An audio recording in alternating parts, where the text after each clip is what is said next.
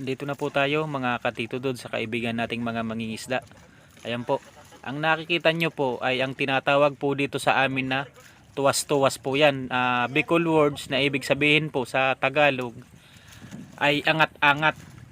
Bakit po angat-angat? Kasi po ang nakikita nyo, yung fishnet po na yan ay inaangat po yan. Inaangat po nila yan. Ayan po. Tapos po, yung fishnet na yan, nakapalibot po yan. Nakapalibot po yan. Ayan, kung nakikita nyo po. Sa ilalim po, may fishnet rin po yan. Ayan, kung nakikita nyo, yung inaapakan po nila, ay fishnet din po yan. Pinasok po nila yung bangka nila sa ilalim ng fishnet.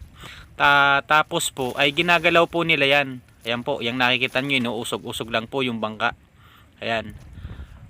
Tapos po, yan sa ibabaw po ng kuwan na yan, sa ibabaw po ng fishnet na yan, ay bali po linalagyan po nila ng mga kahoy para po tirahan ng mga kawan, tirahan po ng mga iba't ibang uri po ng isda.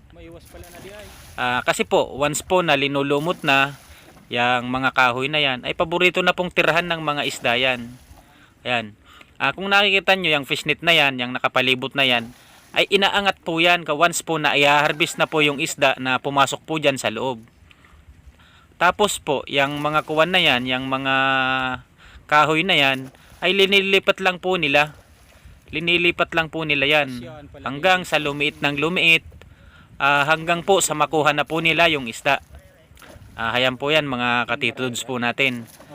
Siguro po sa Tagalog po ang tawag dito sa, di ko po sigurado di ko lang po alam kung mayroon din po sa may Laguna Lake, kung mayroon din pong ganito.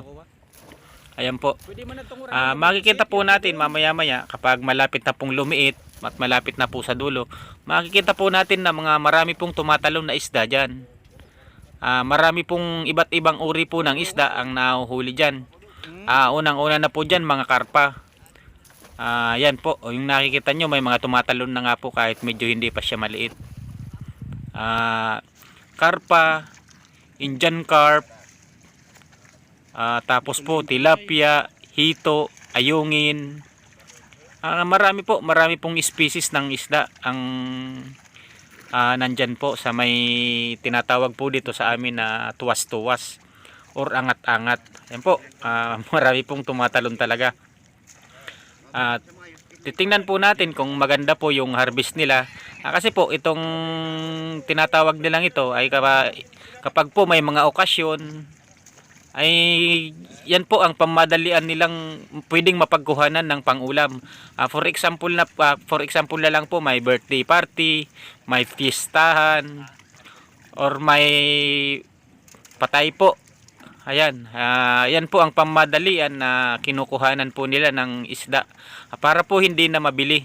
Bali po bayanihan na lang po yan. Bayanihan po yan. Kaya ganito po dito sa amin sa may Lake Bato. Kaya po napaka-importante pong aspeto kung mayroon ka po nito sa lawa. Ayan po.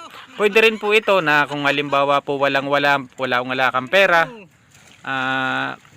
Pwede rin po yan. Pwede rin pong kumuha dyan ng pambinta po. Ayan. Abangan nyo lang po mamaya-maya pag maliit na po. Marami po kayong makikitang mga tumatalon po na mga isda dyan. Kaya patuloy nyo lang pong panoorin itong video ko para sigurado po akong mag-i-enjoy po kayo sa mga makikita nyo pong mga isda. Tingnan rin po natin kung marami po silang huli o kaunti lang po. Yun po.